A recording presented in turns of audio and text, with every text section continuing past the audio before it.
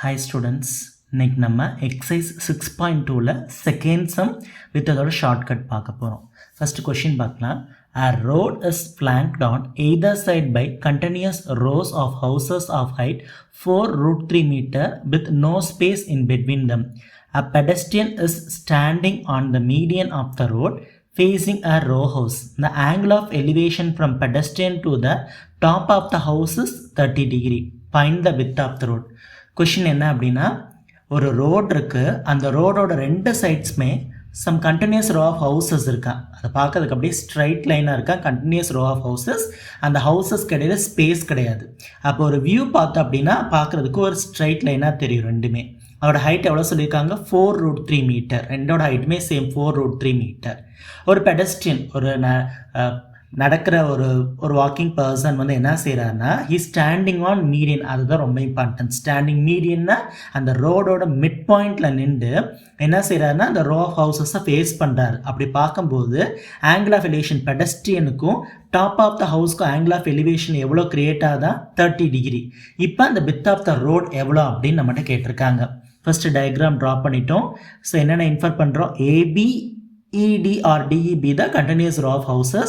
So from the given, so question liye adu enna kuduthitaanga, 4√3 meter kuduthitaanga. CB the position of the pedestrian, BD the width of the road. adha nama kandupidikanum. Solution povom. In right angle triangle ABC, appa tan எடுப்போம். So tan 30 is equal to opposite side AB by adjacent side BC. So AB question என்ன தெரியும், 4√3 தெரியும், BC தெரியாது. அதை நம்ம find out பண்ணணும். We know that tan 30 ஓட value 1/√3. So 1/√3 is equal to 4√3 by BC. Cross multiply பண்ணனா 1 into BC, இங்கிட்ட √3 மல்டிப்ளை பண்ணுறோம். ஸோ 4√3 into √3, 4 into √3 into √3, ரூட்டுக்குள்ள ரெண்டு நம்பரை சேம் நம்பரை மல்டிப்ளை பண்ணும்போது ரூட்டை விட்டு அந்த நம்பர் வெளியில் வந்துடும். So 4 into 3 which is equal to 12 மீட்டர். வித் ஆஃப் த ரோட் பார்த்தோம்னா total BD is equal to BC plus CD. ஏற்கனவே கொஸ்டின் என்ன சொல்லிட்டாங்க, சி பெடஸ்ட்ரியன் எங்கே நிற்கிறாரு, மீடியன் ஆஃப் த ரோடில் நிற்கிறாரு. அப்போ கண்டிப்பாக BC CDன்ற லென்த் நமக்கு என்ன தான் இருக்க போகுது, சேமாக தான் இருக்கும் போகுது. அப்போ ஆன்சர் பார்த்தோம்னா so 12 plus 12, so 2 into 12 which is equal to 24 meter. இது நமக்கு question நார்மல் சால்வ் பண்ணுறது. சரி, நமக்கு ஆன்சர் வந்தது கரெக்டாக இல்லையா எப்படின்னு செக் பண்ணலாம் அப்படின்னா, ஸ்டாண்டர்டாக இதே மாதிரி ஒரு டயக்ராம் எடுத்து இதில் ஆங்கிள் θ1 θ2 ஜென்ரலாக ஹைட்டுக்கு பதிலாக ஹச் எடுத்து அந்த ஆங்கிள் வந்து θ1 θ2 போடுறோம். அந்த டிஸ்டன்ஸ் வந்து டீன்னு எடுத்துட்டு இதை நம்ம வந்து என்ன செய்யறோம் அப்படின்னா, போன மெத்தடில் நம்பர்ஸ் வைக்கிறோம். இங்கே ஜென்ரல் டேர்ம் ஹச் θ1 θ2 டி எடுத்து சால்வ் பண்ணோம் அப்படின்னா நமக்கு டிஸ்டன்ஸ், இது ஸ்டாண்டர்ட் ரிசல்ட். டிஸ்டன்ஸ் என்ன கிடைக்கும் அப்படின்னா ஹச் இன்ட்டு θ1 பிளஸ் θ2 கிடைக்கும். சரி, இப்போ இந்த ப்ராப்ளத்தில் பார்த்தோம்னா θ1 θ2 ரெண்டுமே நமக்கு என்னது 30 டிகிரி.